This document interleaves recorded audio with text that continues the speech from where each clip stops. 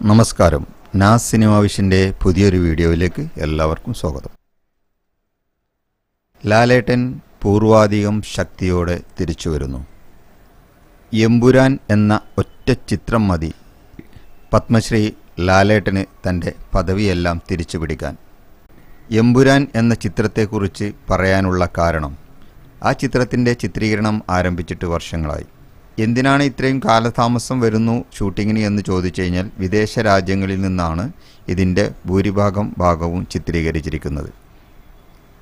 US, UK തുടങ്ങിയ രാജ്യങ്ങളിൽ നിന്നും ചിത്രീകരിച്ച ഭാഗങ്ങൾ ഈ രാജ്യങ്ങളിലെ നിയമമനുസരിച്ചുള്ള കാലതാമസമാണ് ഇതിന് കാരണം.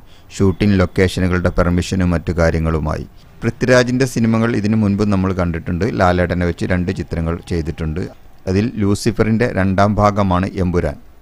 2ാം ഭാഗമെന്ന് പൂർണ്ണമായും അവകാശപ്പെടാൻ പറ്റില്ലെങ്കിൽ പോലും ലൂസിഫറിൻ്റെ 2ാം ഭാഗം എന്നുള്ള രീതിയിൽ തന്നെയാണ് ചിത്രം അറിയപ്പെടുന്നത്.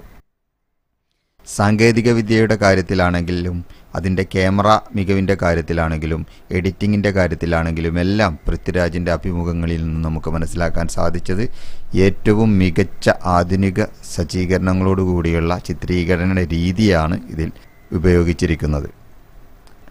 മുരളി ഗോപി എന്ന തിരക്കഥാകൃത്തും പൃഥ്വിരാജ് എന്ന സംവിധായകനും മോഹൻലാൽ എന്ന മികവുറ്റ നടനും ചേരുമ്പോൾ അതിമനോഹരമായ ഒരു കലാസൃഷ്ടി തന്നെയാണ് നമ്മെ കാത്തിരിക്കുന്നത്.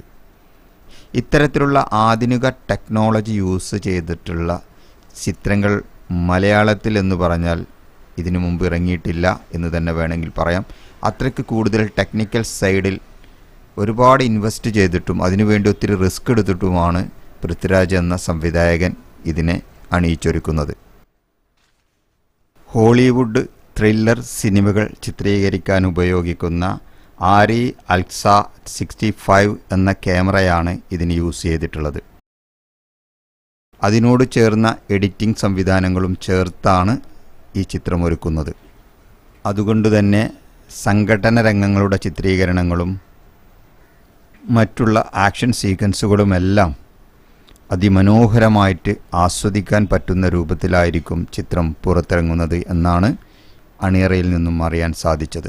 വിദേശ രാജ്യങ്ങളിൽ നിന്നാണ് ഇതിൻ്റെ കൂടുതൽ ഭാഗവും ഷൂട്ട് ചെയ്തിരിക്കുന്നത്. മോഹൻലാൽ എന്ന അപൂർവ പ്രതിഭയെ ഏത് രീതിയിലാണ് കൈകാര്യം ചെയ്യേണ്ടത് എന്ന് കൃത്യമായി അറിയാവുന്ന സംവിധായകനാണ് പൃഥ്വിരാജ് എന്ന് അദ്ദേഹം തെളിയിച്ചു കഴിഞ്ഞു. അതുകൊണ്ട് നമുക്ക് ഏറെ പ്രതീക്ഷിക്കാം ലാലേട്ടൻ്റെ ശക്തമായൊരു തിരിച്ചുവരവിനെ.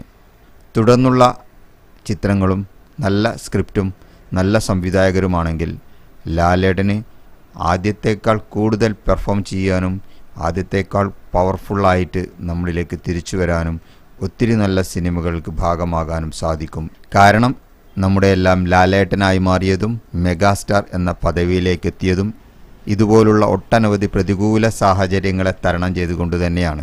ഉദാഹരണം 1982, 82 കാലഘട്ടത്തിൽ മോഹൻലാൽ എന്ന അഭിനേതാവിൻ്റെ മോശം സമയമായിരുന്നു.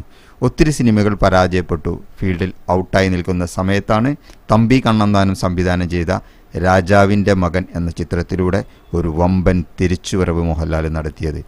പിന്നീട് അങ്ങോട്ട് ലാലേട്ടന് തിരിഞ്ഞു നോക്കേണ്ടി വന്നില്ല. സൂപ്പർ താര പദവിയും അതിന് മുകളിലേക്കും അലങ്കരിച്ചുകൊണ്ട് അദ്ദേഹം മുന്നോട്ട് തന്നെ പോയി. തുടർന്ന് 2001, 2002 കാലഘട്ടങ്ങളിൽ ഇതുപോലത്തെ മറ്റൊരു പ്രതിസന്ധി ലാലേട്ടന് തരണം ചെയ്യേണ്ടി വന്നിട്ടുണ്ട്. തുടർച്ചയായുള്ള ചിത്രങ്ങളുടെ പരാജയം വീണ്ടും മോഹൻലാൽ എന്ന അപൂർവ പ്രതിഭയെ നന്നായി തന്നെ ബാധിച്ചു. ഈ സമയത്താണ് VM വിനു സംവിധാനം ചെയ്ത ബാലേട്ടൻ എന്ന ചിത്രമെത്തുന്നത്. അതിലൂടെ വീണ്ടും കുടുംബ ഹൃദയങ്ങളിലേക്ക് മോഹൻലാൽ എന്ന മഹാപ്രതിഭയ്ക്ക് തിരിച്ചെത്താനായിട്ട് സാധിച്ചു. പിന്നീട് അങ്ങോട്ടുള്ള ജൈത്രയാത്ര നമ്മൾ കണ്ടതാണ്. അവസാനം ഇറങ്ങിയ ലൂസിഫറും പുലിമുരുകനും എല്ലാം ഇതിന് ഉദാഹരണമാണ്. വമ്പൻ ഹിറ്റുകളായിരുന്നു. പിന്നീടുള്ള പ്രതികൂല സാഹചര്യങ്ങൾ പലതായിരുന്നു. കോവിഡും മറ്റു പ്രശ്നങ്ങളുമായി തിയേറ്ററുകൾ അടച്ചിടുന്നൊരവസ്ഥയും വന്ന സിനിമകൾ വേണ്ടത്ര വിജയിക്കാതെ പോകുന്നൊരവസ്ഥയും എല്ലാം മോഹൻലാൽ എന്ന നടനെ പുറകോട്ട് വലിച്ചു. നമുക്കുറപ്പിക്കാം, ഇന്ത്യൻ സിനിമ കണ്ട മഹാപ്രതിഭയുടെ തിരിച്ചുവരവിനുള്ള ചിത്രമായിരിക്കും എമ്പുരാൻ എന്ന്. കാരണം അത്രയ്ക്കും സാങ്കേതിക വിദ്യ യൂസ് ചെയ്തുകൊണ്ട് നിർമ്മിക്കുന്ന ഈ ചിത്രം വിദേശ രാജ്യങ്ങളിൽ ചിത്രീകരണം മാത്രമല്ല വേൾഡ് വൈഡ് റിലീസാക്കാനുള്ള ചിത്രത്തിൻ്റെ രൂപത്തിലാണ് ചിത്രത്തിൻ്റെ ചിത്രീകരണങ്ങളെല്ലാം നടക്കുന്നത്. തീർച്ചയായും വേൾഡ് വൈഡ് റിലീസായിട്ടാണ് എമ്പുരാൻ എത്തുന്നത്. അതുകൊണ്ട് തന്നെ ലോകത്തിൻ്റെ നാനാഭാഗങ്ങളിലുള്ള ആളുകൾക്കും കാണാനും ആസ്വദിക്കാനും പറ്റുന്ന രൂപത്തിലാണ് എമ്പുരാനിൻ്റെ ചിത്രീകരണം. ഇന്ത്യക്ക് അകത്തും പുറത്തുമുള്ള കലാപ്രതിഭകളെ കോർത്തിണക്കിക്കൊണ്ടാണ് എമ്പുരാൻ എന്ന ചിത്രം അണിയറയിൽ ഒരുങ്ങുന്നത്. വിദേശ രാജ്യങ്ങളിലുൾപ്പെടെ ഒരേ സമയം റിലീസ് ചെയ്യുന്ന ചിത്രമായിട്ടാണ് എമ്പുരാൻ എത്തുന്നത്. പത്മശ്രീ ഭരത് മോഹൻലാലിൻ്റെ അടിപൊളി പെർഫോമൻസിനായി സ്ക്രീനിൽ നിറഞ്ഞാടുന്നത് കാണുന്നതിനായി കാത്തിരിക്കാം. നമ്മുടെ പ്രിയപ്പെട്ട പൃഥ്വിരാജിൻ്റെ വാക്കുകൾ പോലെ തന്നെ പറയാം, മുണ്ടുമടക്കി കുത്തി മീശ പിരിച്ച ലാലേട്ടനെയല്ല, ഒരു പുതിയ ലാലേട്ടനെയാണ് ഈ ചിത്രത്തിലൂടെ ഞാൻ കൊണ്ടുവരുന്നത് എന്ന് പൃഥ്വിരാജിൻ്റെ വാക്കുകൾ അതുപോലെ ആവട്ടെ. ലാലേട്ടൻ്റെ പുത്തൻ പെർഫോമൻസിനായി നമുക്ക് കാത്തിരിക്കാം.